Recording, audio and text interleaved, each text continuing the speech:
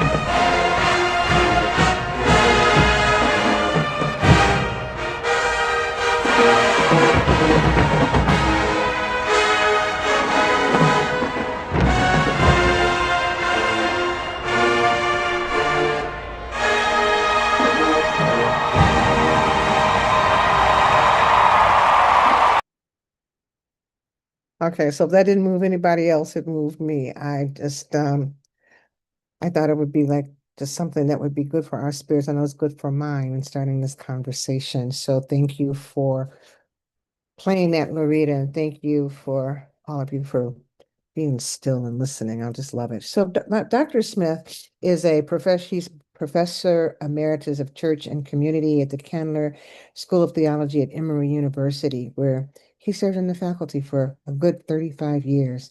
The title of his teaching position reflects his commitment to social transformation as an expression of religious conviction. He's written a lot of books. He's written a lot of papers and essays, but the book that we're on tonight is Hope is Here, which I absolutely love. And I'm hoping that after you hear Dr. Smith in this conversation, that you'll read it too, because every single person needs to do something to fill his or her spirit with hope in these times. So this book is called Hope is Here, Spiritual Practices for Pursuing Justice and Beloved Community. He's also done a lot of work on Howard Thurman. He has written a book called Howard Thurman, The Mystic is Prophet, Intimacy and Mission, Intentional Community as Crucible for Radical Discipleship, which is really important because, as I hope we'll get to in this conversation, at a time of political chaos such as that we're in, community becomes extremely important. So, Dr. Smith, thank you so much for being here with us tonight. And I wonder if, as we begin, if you just please give a definition of hope, a definition of hope. You said something about that you hope is not it's not what you feel, it's not what you possess, it possesses you or something. I'm getting the quote wrong, but can you please define hope? So, because I think many of us may be unclear about what it's about. Thank you, Dr. Smith, and thank you so much for your introduction, as well as the ongoing work that you do with the Proctor Conference. Yes, just to give some background, I think, for those who are here, all of this began for me when I had a conversation from my father when he came from a church service where the guest preacher concluded 1 Corinthians 13 by saying faith, hope, and love. In light of what's going on with us now, perhaps for this time in the world and in the nation, the greatest of these is hope. And my father and I were just stunned by that because we've never heard anyone conclude that the greatest is hope. It's always been love. But it started me in searching, what is the greatness of hope? I've never been interested in whether hope is greater than love or greater than faith, but what is the greatness of hope? And for over some 50 years now, that's what I've been pursuing in conversations and observations and readings and paying attention to the realities that are going on immediately as well as around the world and listening to narratives of people whose lives really bespeak of hope. In the book, hope is defined as a force of God that enlivens us to life, a force of God that enlivens us to life, which takes us beyond just thinking of hope as optimism, anticipating things are going to be better, our hope as having our eyes always cast to the horizon, looking for something to be coming to us that we don't have immediately, but feeling as if somehow or another, whatever we're to have as hope is there, it's out there somewhere. Or it's a feeling of anticipation, and hope can be all of these things. Because every word we use in language has multiple meanings, and it's not to, in some way, take away from us understanding hope as some form of optimism. I usually think of this as hopefulness rather than hope, but hope itself, I believe, is a force of God. It's more than our emotions. It's more than what we want to occur. And this perhaps helps us to deal with the dilemma of how my enemy can be relying upon hope, and I'm relying upon hope, but we are relying upon different outcomes when Mm, we speak about I have hope. mm, But hope is a force of God that's mm. always with God, just like love is always with God. And consequently, love and hope are always together. And you have to be very careful about any situation where people speak about hope, but there is no love expressed in that, or they speak of love, but there is no hope expressed in that. But how it enlivens us to life in disturbing ways as well as joyful ways is really what this book is about. And for us to recognize that hope is always here because God is always here and love is always here. So let And me our ask you work is something. to recognize that and to engage it. Let me interrupt you for half a second. So if somebody doesn't believe in God, if they argue that there's no God, is that person open? Is he able to be a receptacle for hope? Oh, I think so. Um, hope as a force of God does not just work on behalf of those who believe Okay. in it. Okay. It's just as God does not care for us only for those who acknowledge and believe in God. This kind of sometimes transactional way in which Right. we Right. engage God is not what hope is about. Yeah, I Um, needed for and, you to answer that because I had a conversation with just today with a young man. mm, He's in his 30s, and he said, I don't believe all that stuff about God, yada yada yada yada. And I just listened to him, and so you made me think of him when you said mm, that because yeah. I think everybody everybody needs hope. So I'm glad to hear you say, and I'm gonna report it. I'm gonna get him to listen to this recording so that he can hear that from your own lips. Let me introduce Dolores Crenshaw. It's Doris Crenshaw, isn't it? Did we put your name up wrong? Aren't You you? did. It's Doris It's Crenshaw. Doris. Okay. I was gonna say I know it's tired. I'm tired, but I don't think I was. Anyway, I'm so glad that you're here. Miss Crenshaw was a BATF recipient in 2020. And I wanted to talk with her. I wanted her to talk with us because she's been on the battlefield since she was 12 years old, and she has never stopped. I mean, she is still going strong. And I wanted to ask you, Miss Crenshaw, how did you feel? When you were you were in the midst, you met Rosa Parks and you walked with her and were mentored by her, I guess. You walked with a lot of the great people that we hear about, but you were there, you were a young woman, and I mean, you had some kind of fire in you that would not be put out. How did you keep your hope going when the craziness was coming against you and it seemed like it was never going to stop?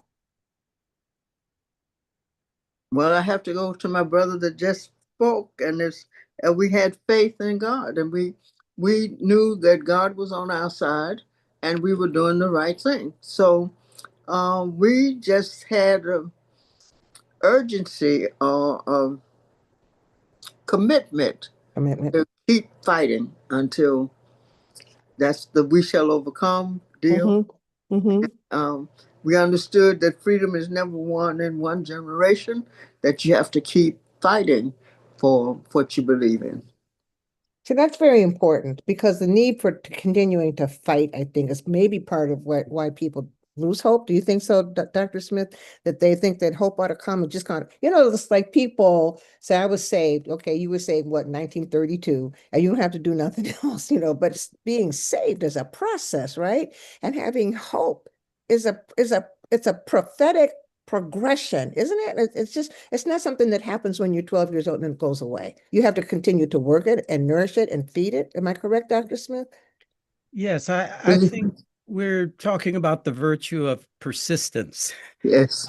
tenacity. I think it's one of the most important ones among the virtues. How one continues in the midst of not only successes, but continues in the midst of defeats and Mhm. uncertainty, um, as well as the disappointment of having achieved something for which you've given so much of yourself, and then to see it, in some sense, disappear. The kinds of things that occur because of external forces that have been against what you stand for, and they take it away, are the sorts of things that, in many ways, disappoint us because of the internal kinds of conflicts that occur with those who are on your side, but who have different ways of understanding how to go forward. And then we suffer that disappointment. But how do we take seriously how we journey with hope, regardless of outcomes? Things come and things go, days of joy, days of sorrow. How do we take seriously the presence of hope and give ourselves to it? Do you think that we, especially people who call themselves Christian, and you talked about the presence of God. It's, you have to have the presence of God. Um, and maybe sometimes we get disgusted, maybe, or disenchanted or discouraged because we're working. I always tell people when we're doing these direct actions that, fighting for justice is like hitting going against a steel wall or a brick wall. And you push and you push and you push, and you don't feel any progress. And a lot of people say, forget it. How do you talk to God when you're in a situation like that? I'm going to let Ms. Crenshaw answer this, and I'm going to want to come back to you, Dr. Smith. How do you talk to God? Are you allowed to be angry? Do you express your frustration, or are people just like keeping quiet because they don't want to seem like they don't have faith and hope and all of that? How did you do that, Ms. Crenshaw? I think it's sort of personal, I believe. I'm not sure. But I think people respond in different ways. And I think people get involved. Are you talking about activists? Or are you talking about the whole universe and people and how they respond? I'll tell you, I majored in sociology and psychology, but I don't know anything about it now. But I find that some people are disillusioned, Okay. and some people don't believe what they say. Like they say, I am a Christian. I do believe in God. I think He holds the whole world in His hands and all this. They say it, but it's difficult for some people to really believe and act on that. Yeah. And I never thought that. Well, people got very, very excited when Obama won, and the victory we finished. Said, I never thought that. I didn't either. Because I never think that people in the U.S. government are really in the business of the freedom of our people. No. And so I always understood that we had to keep fighting, and we have to hold Black elected officials' feet to the fire sometimes more than we do the white ones. Because I think that sometimes the Black elected officials or some people in power think that they have to please the white people more than they have to fight for the freedom of our people. And some people in this business for their self-aggrandizement. But if you're in the business of the true fight for our people, you can't get tired and you can't get weary. You have to keep going. Now, I will say to you that in 1968, when Dr. King was assassinated, that was a big blow. That was, I think all of us went a little crazy, and all of us have to take them little pills every day to keep going. Now, I'm being facetious, but I'm saying that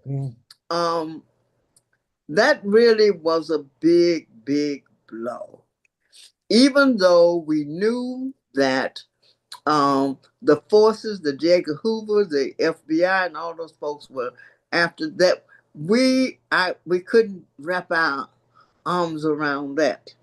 And then some of us, I even started to attend the mosque in Atlanta, the Nation of Islam, and I got away from that. But anyway, I'm diverse. But if you have faith, you really have to have faith. You have to put your hands in the man from Galilee. You have to walk the walk. You have to keep on keeping on. So that's me personally. And I do find, and I have friends, and I have young people that I work with every day that, they're struggling. And you didn't ask me that. I'll get to that later about the youth and that. But you asked me, how do we keep keeping on? Yes. And, that's how. Okay. Dr. Dr. Smith, the same question. Did you find in your own journey, even when there have been rough patches that you have sat down and said to God, what's up?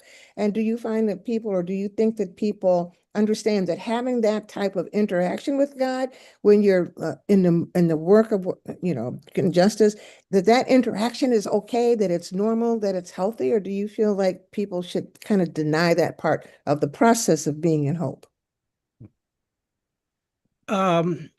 Well, for me, again, to speak personally, but I think it's also can be the case when we have collective praying. For me, I don't feel like I'm informing God about something that God doesn't already know. Already know, right? And uh, as I may be speaking my heart, it's my effort to take seriously my need to speak my heart, Mm-hmm. not so much telling God something that has been a secret or a mystery outside of what God is aware. And uh, this is where, one of the disciplines I stress is contemplative praying in the book. This is where it's as important for us to cultivate the capacity to listen as it is the capacity to just be naming things about which we want God's attention and God to do something that we have upon our hearts. And so how do I listen to myself, what I'm saying? And how do I listen to adversaries and what they're saying, which can be also a dimension of prayer?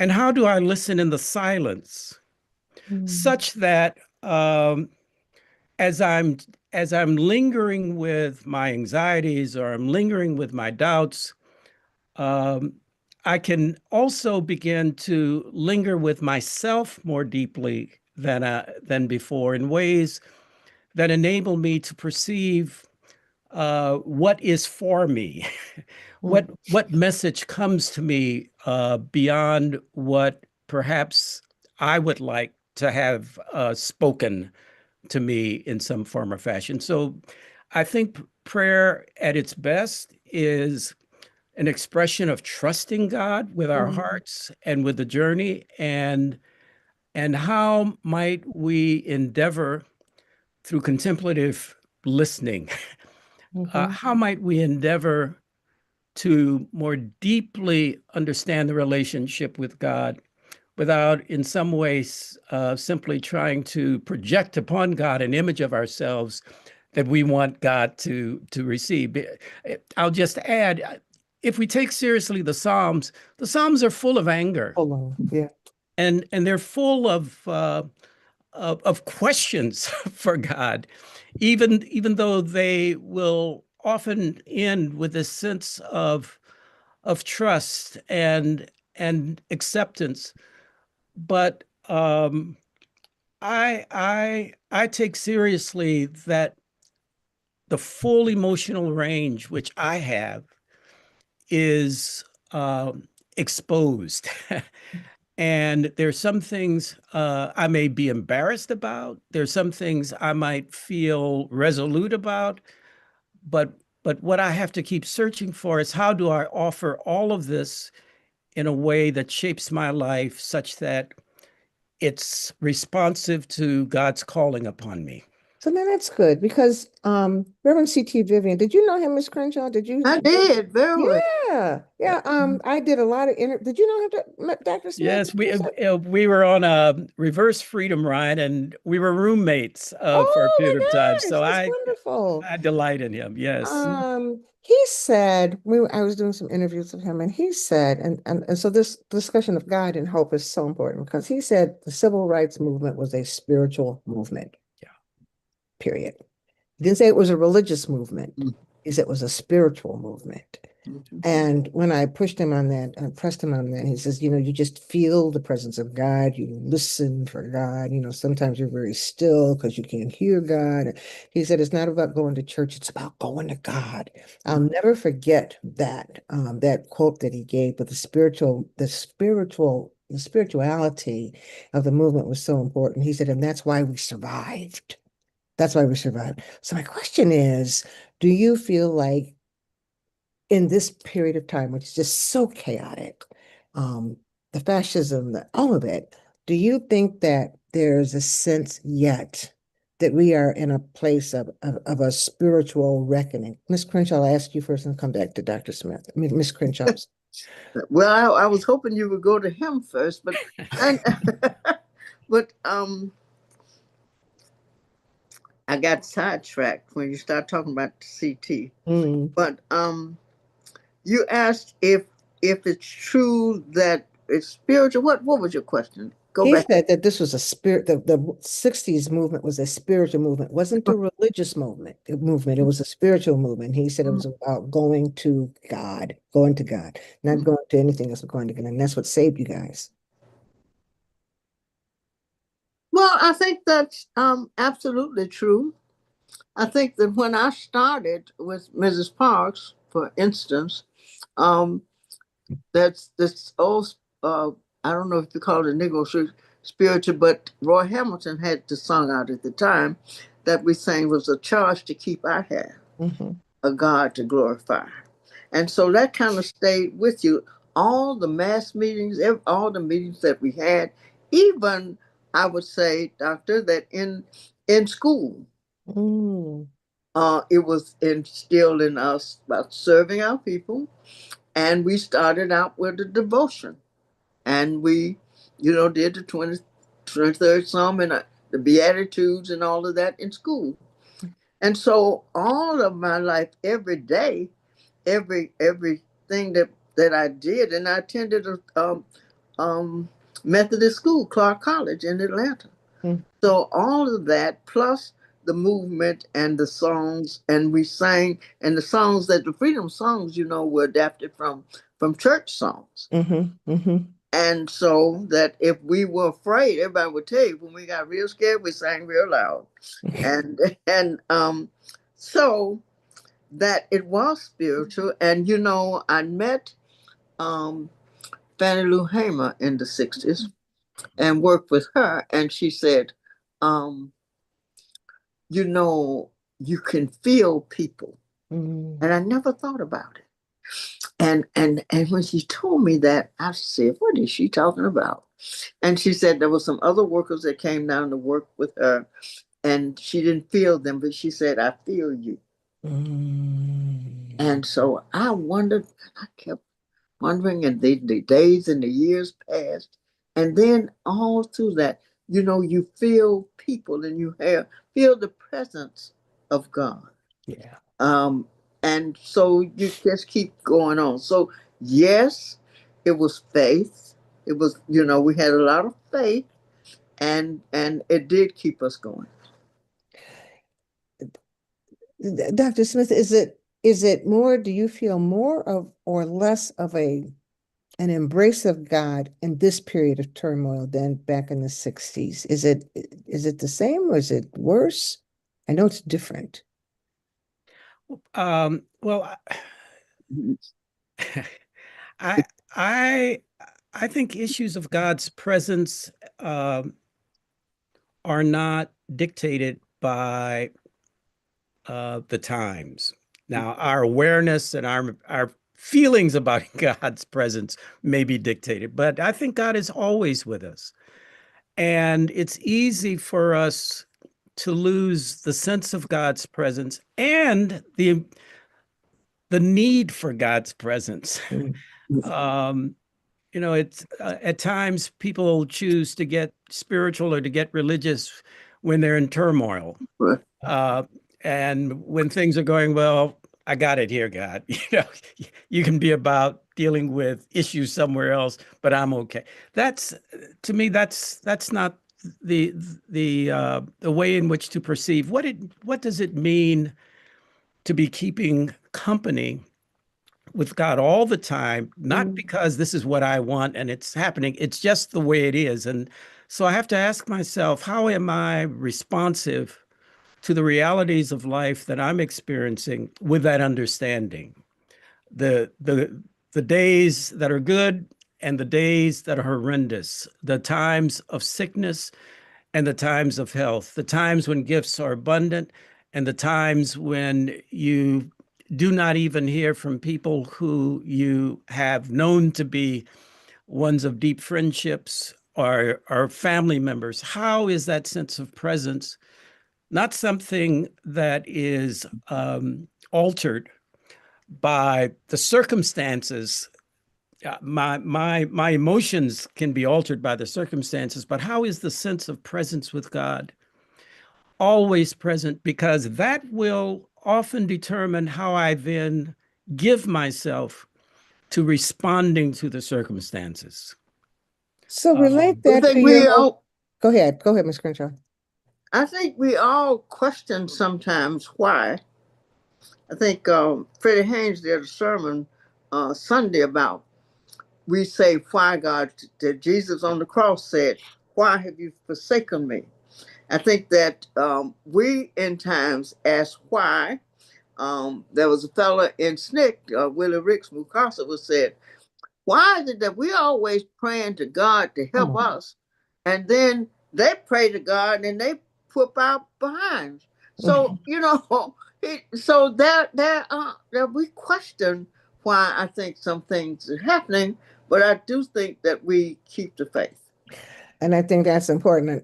I think that what you're talking about, Ms. Crenshaw, is a theological thing that some people who wrestle with it will come to that. Did you understand that there's one God and then there's another God? I mean, it's just like the God that I learned about in Sunday school. Not maybe that God is God, but in terms of how people interpret, Right. there's this God over here and this God over here, and this God over here is a bigot and is not concerned with racism and sexism and homophobia, and this God over here wants you to love everybody, and these people over here rewrite the Bible, and that, it's just a whole big mess. And I think when we get stuck, we can get stuck if we look at God as a monolithic, interpretive spirit, interpreted spirit throughout life, and it's not. It's different for everybody, and so we have to make sure that our bottom line is intact, I think, is what you're saying. And now, someone to relate this to your concept, Dr. Smith, on prophetic remembering, because I think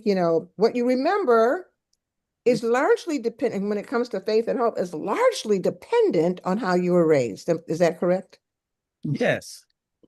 Explain prophetic remembering. Well, it's what has been what are the elements of your formation? What does it mean? And how do you perceive what you have been taught? So, for example, what does it mean to grow up in a church where the prophets are quoted? The litanies are full of from Isaiah and Hosea, and the prophets are quoted, but you don't see any prophetic ministries from the church. Explain prophetic ministry, just in case somebody doesn't know what that is. Yeah, these are ministries that are attentive to the concerns expressed by the prophets of God's heart for justice, for care for those who are oppressed, those who are orphans and widows. Really, it's about how is love attended to in ways that are responsive to the systemic as well as the personal kinds of crises that are going forth in God's creation. Okay. So it's clear that there's, at least in our well, probably back then too, because I remember reading that Bob Bowers, built, he was the Grand Dragon of the Ku Klux Klan. And he is actually what made me write my book, With Liberty and Justice for Some, because he was a devout Christian. Everybody has a different meaning when they say devout Christian, right? This is devout Christian. He went to Sunday school every Sunday. And he taught a Sunday school class, and he was, he had a prayer group, a Bible study group, and they studied. And when they did most of their studying is when they were getting ready to go out and lynch somebody. They did that, and then they would fast, and then they would pray, Mm. Maybe that'll be on a Friday night. Saturday night, they go lynch somebody and think that they had done God's will. And then Sunday, go to church in a three-piece suit and act like, and say, Jesus is Lord. See, that ain't my Lord, right? This whole prophet, what they remember and what they teach their children to remember is that kind of stuff. Where on this side, we remember what Jesus loves you. Jesus said, love everybody. Jesus said, forgive everybody. That's a whole different theological atmosphere. So then how do you talk to people, Dr. Smith, when you're teaching people about this prophetic remembering that it's not going to be the same for everybody? Yeah. Well, we're always in the role of being stewards of our history as well as being stewards of our faith. Um, as you just noted, Dr. Smith, the scriptures have been interpreted in multiple ways, the same text, Mhm. sometimes even, just a word within the text. And at times it's a very faithful endeavor to have the controversy about the meaning of scriptures. But at other times, you begin to realize there's a violation occurring Right, when the interpretation moves in a direction that is abusive, that is failing what we understand to be the heart of God, when it's failing love and when it's failing the work of hope. Um, and there is an endeavor often to get our minds and spirits and hands around the scriptures to an extent that we make them in our own image or right, in the image that we feel a need for. And that's why we always have to be attentive to the stewardship role for our history, for text, for the way in which we understand the ancestors. And as you know, the battle continues to go on here in a public way where there are those who I think perceive in the history the kinds of lessons that they don't want reported. right. So they want things about the whole matter of slavery I erased don't want to talk about from it. the Right. history books. There's a book I have in my library by James Lowen. It's entitled "Lies My Teacher Told Me." Yeah, that's a good one. And we have systematized lies in the public school systems Yeah. in our textbooks in order to appease those who do not want the full history of our nation and the full history of the way in which we've envisioned democracy. And this we will be likely having to engage, as you suggested, Dr. Smith, not until we've won that battle and it's over. This is something that people deal with throughout the whole history of a nation. So if you were talking to a group of young people, because I know a lot of young people are just kind of, I don't know, some of them are faith-filled and ready to push forward, but a lot of them are just kind of fed up and discouraged. And how would you talk to them about prophetic remembering? What would you want them to remember that might, ignite the hope that I think is inside of all of us? How would you tell them? What would you tell them to do? Would you want me to Yeah, respond? you. Yes, sir. I think it's important to begin with the ancestors. Um, that we we have an obligation to not see the ancestors as those who have had their time and it's over and we're the new thing on the block and it's now about us in ways that separate ourselves from what they offer us as heritage. We are here be because of the way in which the ancestors persisted and offered themselves. And that's not to come forth with just a narrative that fails to recognize the diversity among the ancestors. But what I do know is that among the ancestors, there's a kind of wisdom, there's a kind of Mm, sacrifice, mm, there's a kind of modeling about what it means to live meaningfully through the hard times and the good times, to ways in which we honor the spirit and ways in which it's violated, how we deal with one another in ways that reflect our faith or how we deal with one another, that reflects our hatred for things not being the way we are. I think that I would want young people to not in some way divorce themselves from the ancestors, because when you do that and you make of yourself an orphan from the past, then I think you're dealing with all other kinds of emotional and transactional issues that are leave you deficient Yeah, from what history and the ancestors have to offer us. it's powerful. Mrs. Crenshaw, I know you worked with young people coming through. Well, you were young yourself when you started, but you have really worked with young people to keep them going, to keep hope alive. I keep thinking about Reverend Jesse Yes. Jackson, keep hope alive. When I Well, was I think that I think that what he just said, Doctor, is he a Doctor Smith yeah, also? Dr. Smith, yes. Oh, so, Doctor said it's very important, and that's one thing that we do emphasize. But we emphasize the importance of them and loving yourself, Oh, and then to go inside and find out who they are. So we engage young artists to come to them and they do the abstract art. So what they do, what we find out there, what they put on paper there mm, is is what they feel in here. So then we get them to talking about the paper and that. So understanding yourself and your self-worth. mm, That and but it's important. What he said is very important about the ancestors. But we got to get them to loving themselves. These kids today go through a lot.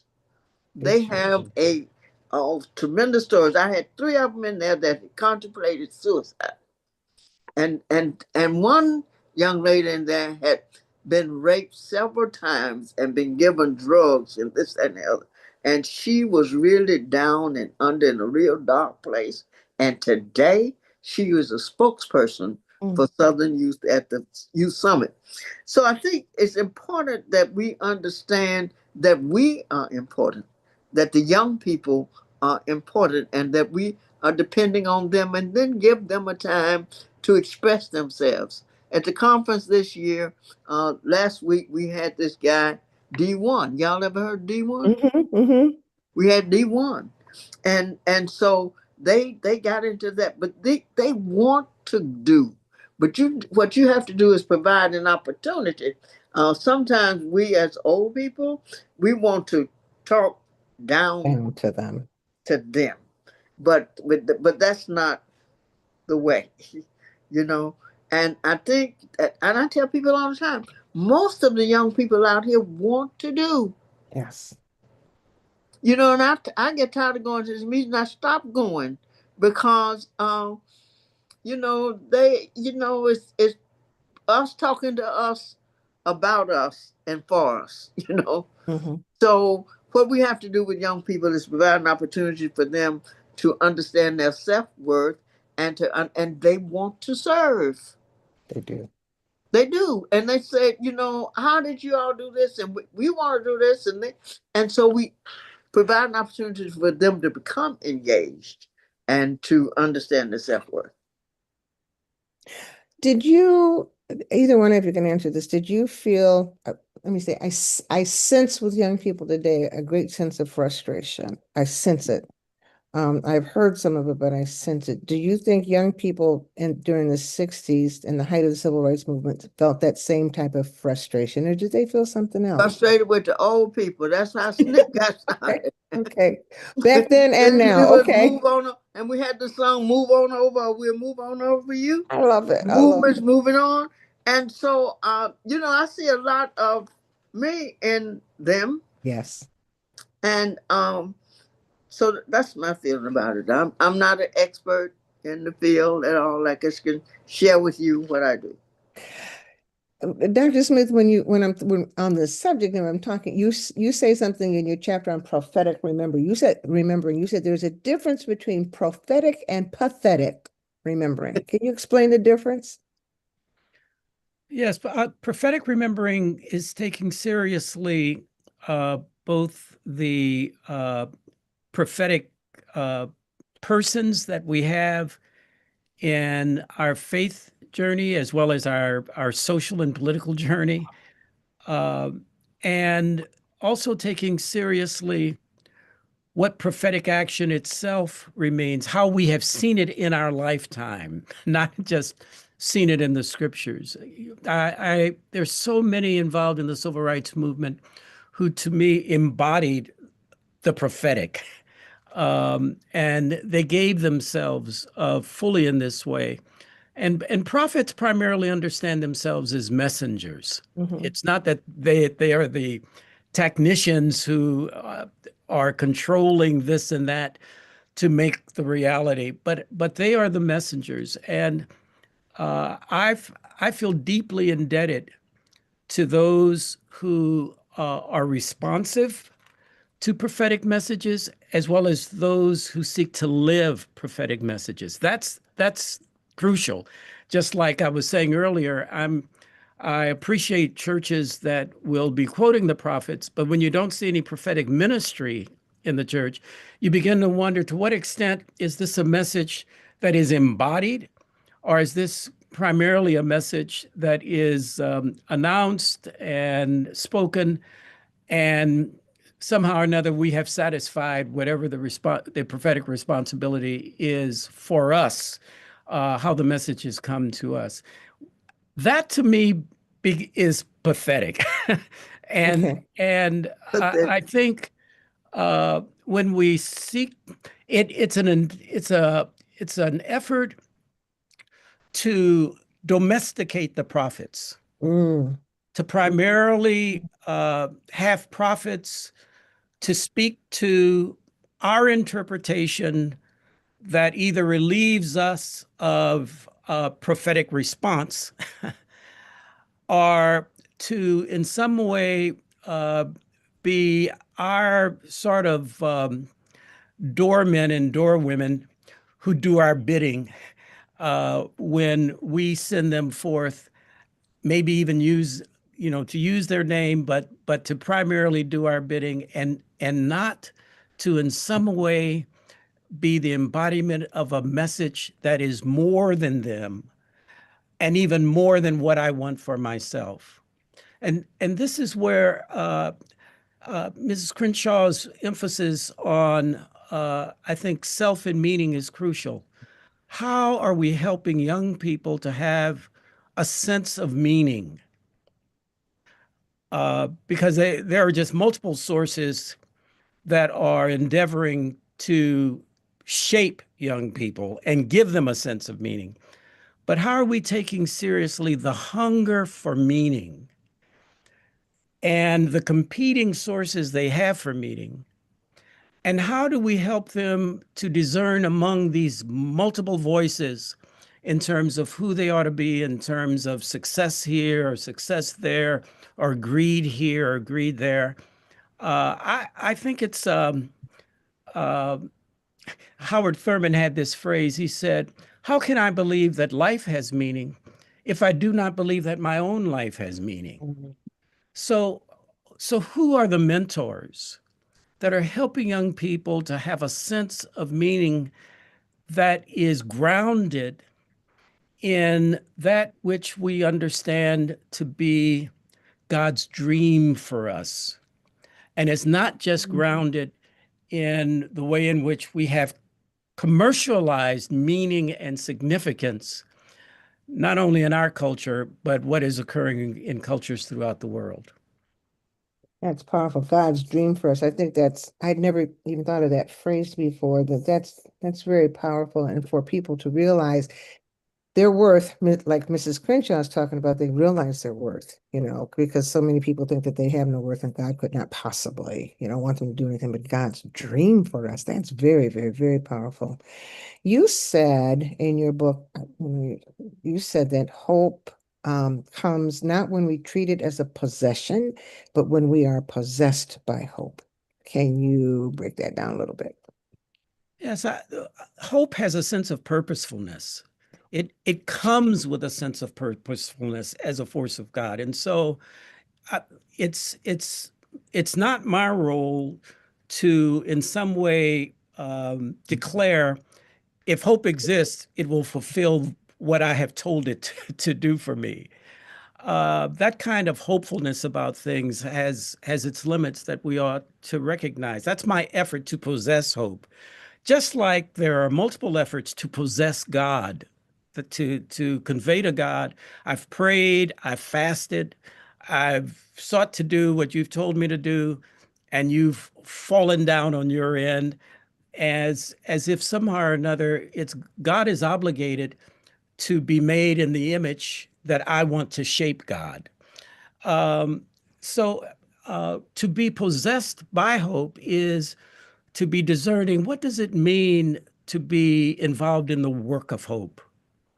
Some of the work of hope will be very disturbing, and it will say to Luther, um, how you are moving in a particular direction is going to have to change if you are going to be fulfilling the work that God dreams for Oh, us. that's so powerful. So Oh, it's this sort of distinction that I think is crucial to whether or not we are simply going to create a faith that enables us to have a transactional God. We'll do this and you'll do that, you'll do this, or a God to whom we find joy and peace uh, and and and meaning that is deeper than anything we could have ever dreamed up for ourselves. that is so powerful.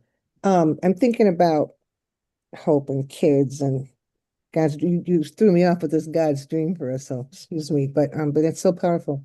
But I think that as I look and study and talk to people who were involved in the civil rights movement, that hope was dynamite. That hope was it was not even rational. It was not even rational. Because the forces against justice were bad. I think they're bad now. I think they're bad in a worse way in some respects, but it was bad, just bad. And like Miss Crenshaw said, the kids got on the bus and then they got scared. They sang louder. You know, they fed their hope. They found ways to feed the hope so that they would not turn around and quit. And I remember uh, just thinking about how go back to C.T. Vivian, how he said I had hope when he was on the beach at St. Augustine. He Mhm. couldn't swim, and he was in the water, but he couldn't swim. And he was talking to God. He said, I'm in the water, God, but I can't swim. And then some big dude came and pushed him down under the water. And he said that as he was under the water, he was thinking, I can't swim, I can't swim. But he was not going to turn back from this thing where these people were going to try to keep them off the beach because they had black skin. So he was willing. His hope made him stay. His hope made him press on.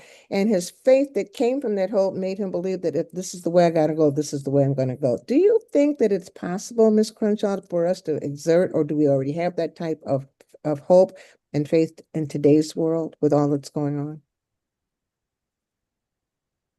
Well, I certainly think that some of us do, and I think that circumstances kind of dictate how you move. Mm-hmm.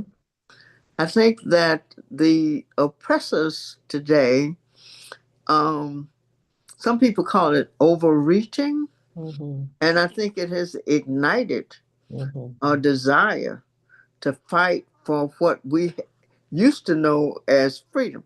Or we called it freedom, but it was never freedom. But Right. uh, they were kind of putting up with us a little bit. But so I think the circumstances dictated, and I think that what I feel just moving around Alabama today is that the people uh, they kind of fed up with this stuff. They no, they're saying we just saying no to this, and we're going to fight this.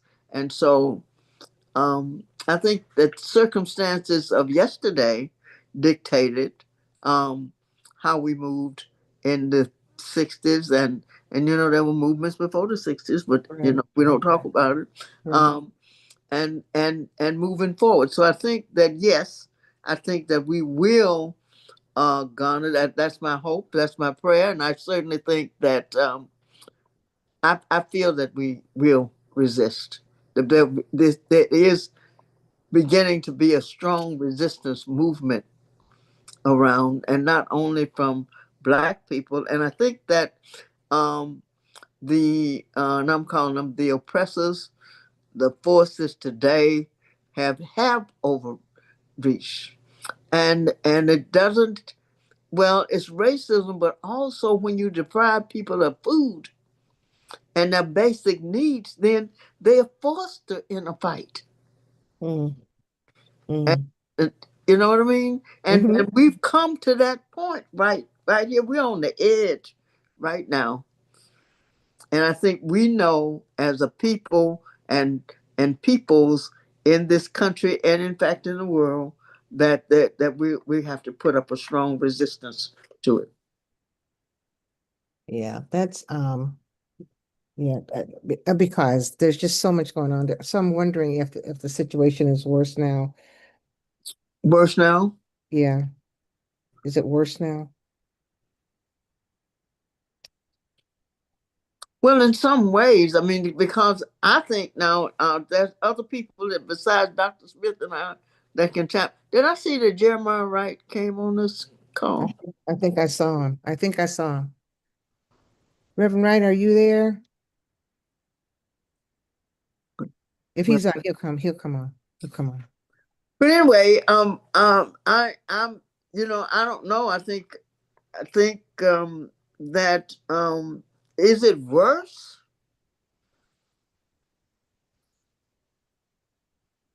I think, It's yeah, I think it's probably worse. Yeah, I think it's worse. Mhm. It's if not worse, then certainly different. Can we say different because of the whole fascist thing? I don't know. It just feels different. Just we have 300,000 women not employed, 300,000 people unemployed.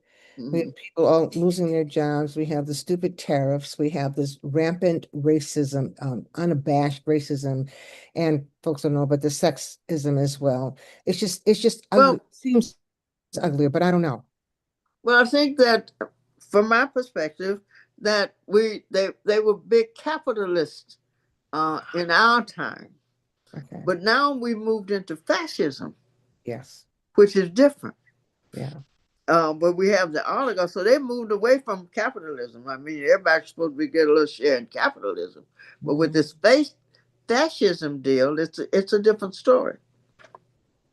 Yeah, I think that it's just a whole different set of things. So I'm wondering how then we teach hope in this and that. Well, let me back up. Let me just say this.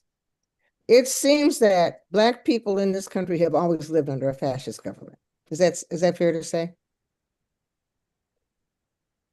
I would I, That's I would say we have always lived under severe oppression. mhm. And it's one of the reasons, as Dr. Smith, I write in the book that I don't think it serves us to say um, this is the worst of times, Okay. and that uh, we have the kinds of challenges that they have never had before. I think and this is one of the reasons why it's important to remember the ancestors, because the ancestors have been through worse times. You Yeah. don't live through slavery. You Slavery. don't live through Jim Crow. You don't live through, if you look the wrong way, you're likely to get hung. You don't live through, I can't go to the bathroom, even though there are bathrooms all around me, but there's no bathroom for me. There's no place to eat.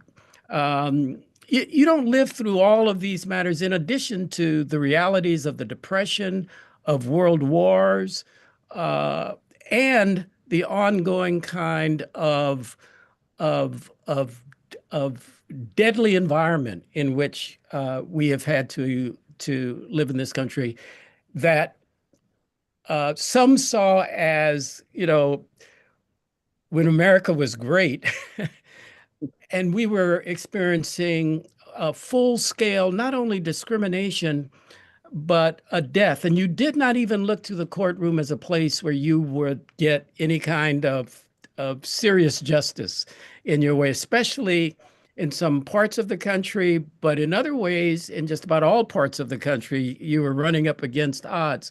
So I don't think it serves us to think of this as the worst of times, but we have our times in which we are to be witnesses for ourselves and we are witnesses for the future. And how are we going to creatively engage what our distinctive challenges are without necessarily having to characterize them as the worst of the challenges? Okay. Well, let Somebody, me ask you. I have a question. go ahead.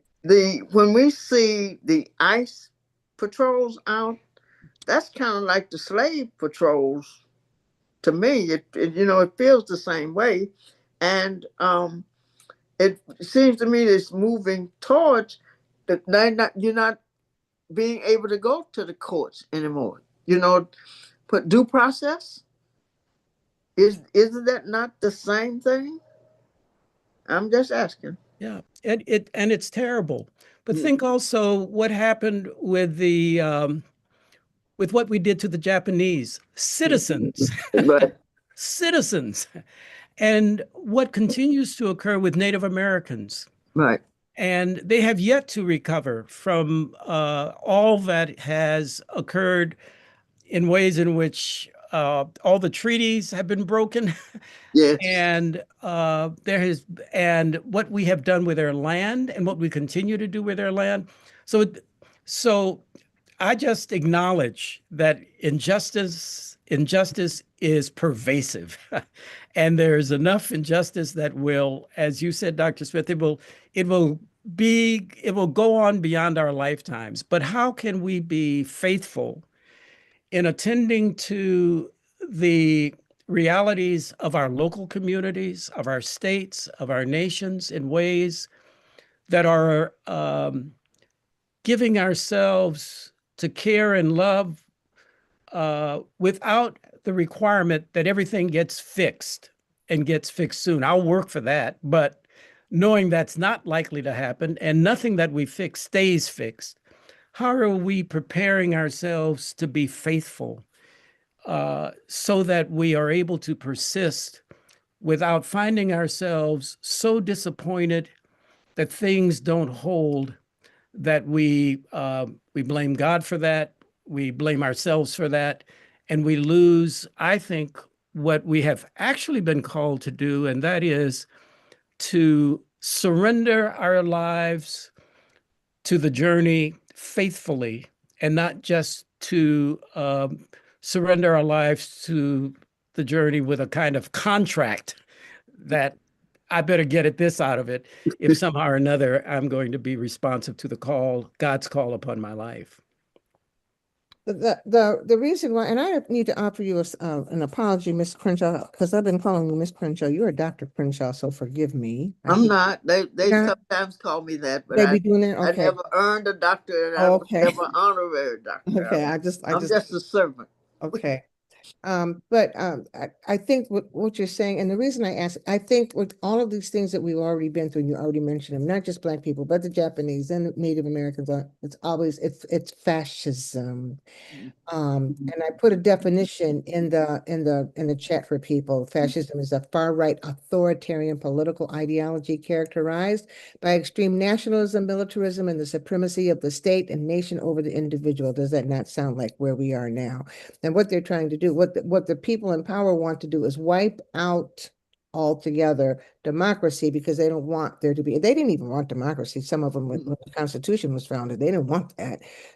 But they really want to wipe out democracy, and they really want a one head. And so Donald Trump is who we see, but the system around him is a fascist system, and they're really trying to make this a fascist. I think that definition is necessary, and I think we need to understand that. I think if we're going to try to even ask God for what kind of hope am I supposed to have? What kind of hope? It's the same kind of hope. Is it the same type of hope that our ancestors had? Or is it that same type with a little bit of something extra on it or in it? Is the question to me or Dr. Smith? Either one, either one. I think it's the same kind of hope. I mean, I don't think it's changed. I think it's the same kind of hope. And we have to keep, Reverend Jackson said, we have to keep hope alive. Keep hope alive. Keep hope alive. Keep hope alive. So, Miss Crenshaw, if you were to get a group of young people to, I'm remembering when we were at the Haley Farm some years ago, and there was a bunch of millennials and whatever's under millennials. I don't know those Gen X's and Y's and Z's, but the younger people, and they were angry. They were angry at the people who participated in the 60s. They were angry. They were angry because they said that the boomers had deserted them. And I was just, the exchange was just it was explosive, and the anger was very real. And I've thought about that a lot. And I think about all the time when I hear young people say that I've seen like millennials in certain meetings with older people, and they say, quit telling us what to do. Quit telling us what to do. They don't want anybody to tell them what to do. That's what they feel. But they also feel like they have been disconnected, I guess, from the work, and they feel like that we deserted them. And I said to somebody, I said, I think that maybe part of what older people did is that we worked for the things we were working for, but we didn't train the kids coming after us and pass the baton. Do you think that's something we need to be thinking about now? This is to yes, absolutely. And I think that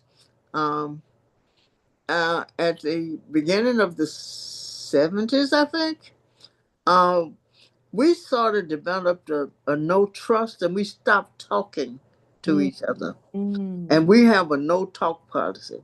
In fact, all around at home, we don't talk to the people in the house. We don't go in the same car to church and talk to people. Everybody does a different car to church. And then because everybody goes to a different place to eat. And then when we do come home, we don't eat. And I say, well, let's get back around the table again.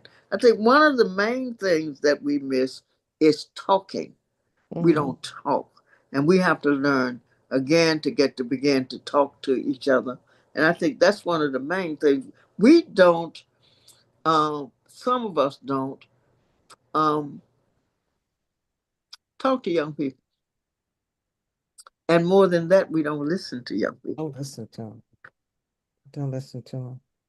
So the talking and the listening is a big part. If we want to keep hope alive in this period of time, then we have some work to do within ourselves, to make sure our own hope is being fed, and also work with the young people so that we can, even inspire them to want to seek hope. Is that correct? Is that a good way of saying it?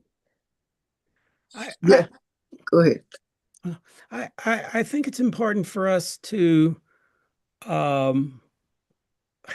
assess how has the culture changed in the last 40, 50 years that places upon us the necessity to be engaging some realities differently than we have in the past. For example, the impact of social media.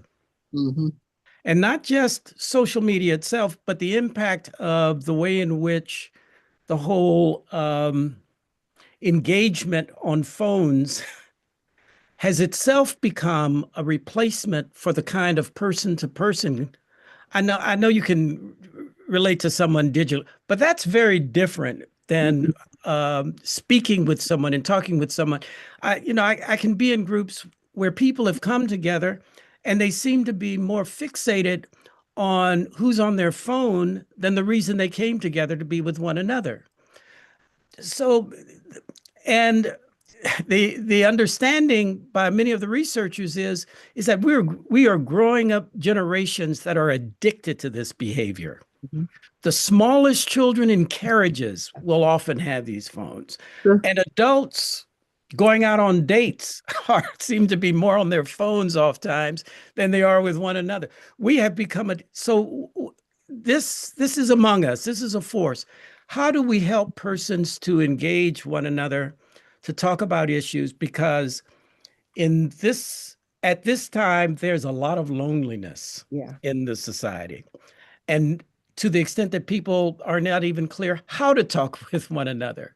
And I would ask the institutional question, how are our churches a place that are sensitive to this and providing spaces for persons to be in conversation without the understanding that they have to, in some way, shape their way of speaking that's acceptable to the church that has invited them to come. I've been in settings where people have said to me, some of my deepest questions about faith, I can't even ask in my church because the minute I raise them, somebody wants to shut me down saying, "Oh, you shouldn't feel that way. You shouldn't have this kind of doubt about that. You shouldn't wonder. You should know." Just raising the doubt, you're opening. So how are we providing safe spaces for communication where people are feeling that they can relate to another's heart, they can receive another's heart, and they can be going forth with a greater sense of self and a community, a trustworthy community. And what kinds of practices do we give them so that they are able to do this, not just on what skills they bring or don't bring to these kinds of relationships, but how do we help persons to cross some of these difficult identity boundaries with themselves as identity boundaries with others? I think this is our work, this is our opportunity, and it will go a long way toward also addressing some of the larger and needed issues about which we're speaking. So, and that with that being the reality, our work in terms of creating hope is a lot different than it was in the 60s because of it's every movement era is different. The generational stuff happens in every generation, but this is a little bit different because, like you said, we're not talking to each other with heads down and the devices all the time. We don't talk. You can't do a movement. You can't do a movement. And I don't even think you can really get the kind of hope that you need if you're not talking to people. I just think that, there's a feeding, I think, that comes in a bad situation that gives you the hope. And there's also the building of community when you're talking to people, which we don't really have as we had before. I mean, I guess some people say we have a community, but to me, it's not the same because in community, I remember growing up, we had neighbors, like real neighbors. So if you didn't have, a cup of sugar, mom would say, go down the street and ask Miss Jones for a cup of sugar and that kind of thing. But it makes you understand that there's a lot of commonality between you and you can trust each other. And that's what you kind of need in order to, I think, push through all this injustice that wants to swallow us up. And so, I'm thinking that, when we had these meetings about hope, I said, I just want people to go out of 2025 with hope and a shout. And the shout being that we're going to do this. We're going to do this. We're going to beat these so-and-sos because we've done it before, then we can do it again. And yes, things are difficult right now, but they're no more difficult really, because struggle is struggle, right? It's generational, but it's no more difficult if we are filled with hope and we have community and we can help each other through it. So that's why go ahead, Mr. Crenshaw. I was just going to say one of the things that it makes me very, very hopeful is that we had a meeting here a week ago, but we mobilized students on the college campuses. And at Alabama State University, the NAACP chapter has 200 students. We didn't have 200 students in the NAACP when at the height of the NAACP in Atlanta. They banned the NAACP in Alabama. So that says to me that these people want to do and they need direction. But the question that I have is when are we going to get to them? Mm-hmm. What do you see, in building the hope and love perspective? How are we going to get this into these folk? Because they're waiting for you, they're waiting for us now. They need direction, And I'm just not trying to take over the man's thing over there at Alabama State, so I'm trying to weed my way in there. But also in the state of Alabama with the young people, the youth and college division, there are more people in that than there are in the NAACP chapters. What does that say? Yeah. Yeah. What does that say? And but anyway, I'm gonna get off the soapbox because you all you know, I'm trying. I came to get my education tonight. I'm not the educator tonight. I'm No, the listener. you are educating us. I mean, I think all of this is so vital because the question really is how do we ignite the fire? How do Yeah. we ignite the fire? And for those of us who have been lit, know what that's like. How do we ignite the fire and talking? I wish Reverend Durr was still on because he gave he's a young man and he was talking about, connecting the rapper with this. And I mean, it was just, things that kids will listen to. And you're right that kids want to work and they don't want to, and they want to feel hope too. I mean, I think they're confused. I mean, some of the kids that were affected in the shooting at Brown University had to deal with school shootings when they were in high school. Right. They have a whole set of stuff that we never had to deal with. And so there is a need for us to be really intentional about getting to these young people and sharing our hope, what we had, right? What we had, and sharing them and let them talk about where they are and what they need in order to feel hopeful because And all this speaking of the college campuses of the high schools and the shootings, the school in Florida, what was the name of it? Was I it think it was Marjorie Parkman or something. Marjorie? Yeah. Those people really mobilized each other and they had a real national movement. Yes. My question is, where were we? Yes. Yes. Yeah. And There's I think that the question is not so much about the young people, but the question is, what are our seasoned citizens going to be about in this time? absolutely. Absolutely. Absolutely. Well, There's a role for every generation. Mhm. And in the community work that I do, uh, it's at times the seniors, my tribe, that are there doing the lobbying, in the protest, and I just so cherish that they're not ones who have said, well, it's my time is over. Now it's the young people's time. No, I get excited when I see children 4, 5, 6, 7 years old involved.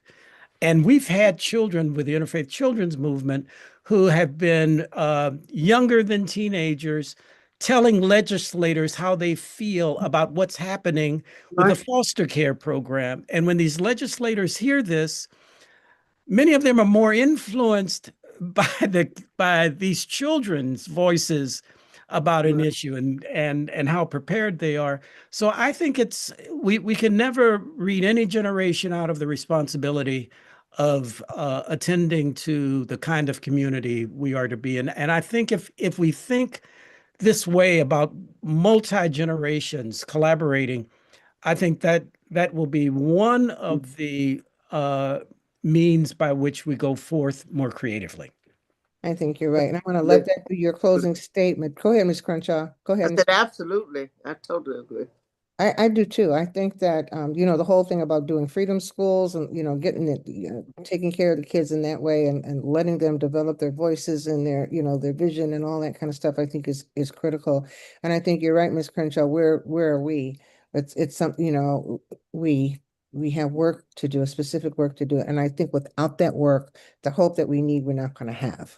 The hope is a community that we need we're not going to have. So I'm appreciative of what you said. We could talk a whole long time, but we're not going to do that. It's 8:20 my time. So but I am so appreciative of both of you, and I'm appreciative of everyone who's here. We did have one question, and I'm sorry I didn't get to it, so we will try to answer you offline. How would you unpack the context or concept of hope and its connectional praxis to grace? This is given by Valerie Tatum. Do you mention this in your book and research, Dr. Smith? So what I'll do is what we'll do is we'll send that question to you, Dr. Smith, and let you answer it, and then we'll get it back to you, Valerie. And thank you for asking it. We're sorry that we didn't get to But it. I'm going to get Dr. Smith's book myself. Oh, you should. That's what I have to do. Yeah, you should. It's really good. And everyone should get it. It's so powerful. We've had just a fantastic conversation, and I always leave these conversations feeling like, okay, we need another couple hours, but we're going to stop here. And I want to thank the two of you for being here, and I want to thank all of you who are listening. And Reverend Durr, if you're still around, if you could come on, that would be great. For those of you who are wondering what we're doing, we're going to have our conference in Chicago in February, and I'm going to let Reverend Durr talk about that for a minute. Go ahead.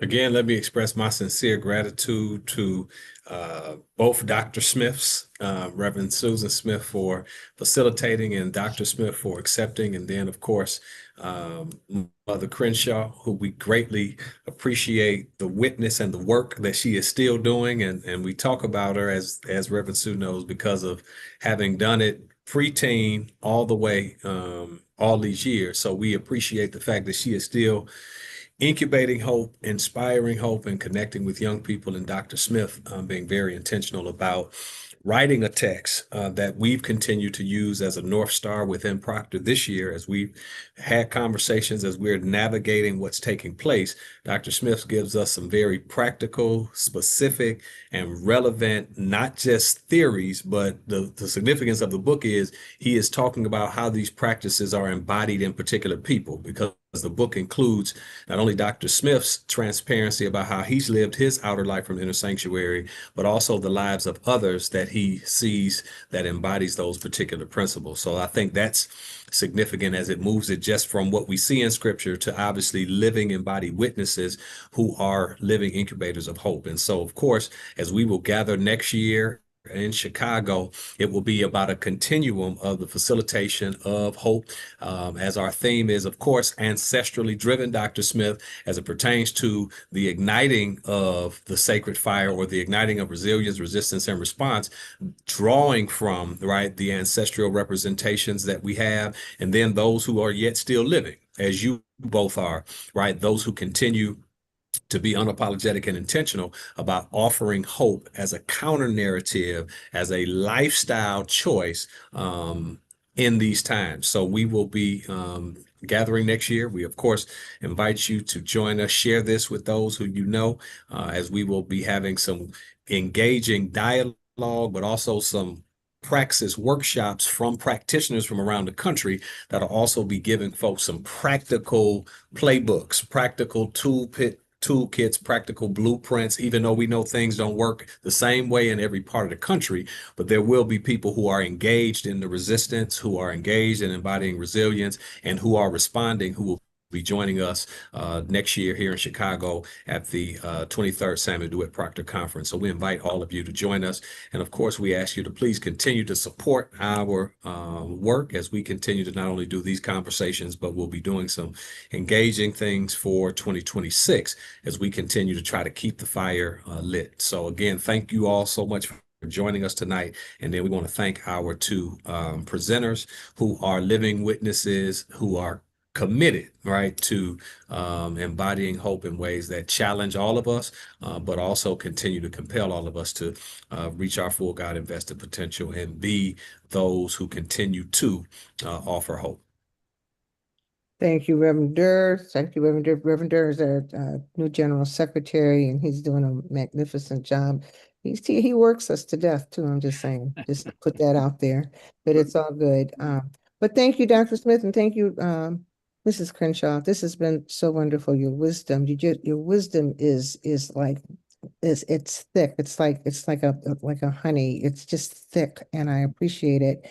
And you've given me a lot to think about, and I'm just glad I have both your phone numbers so that I can call you and have other conversations. But I think that the things that you said give us all food for thought, because we really do need to feed the hope. We need to feed the hope. We need to feed the hope so that we can get into this next year with, just brazen, that with the determination that our ancestors had. You're not gonna make me turn around. You're not gonna make me stop.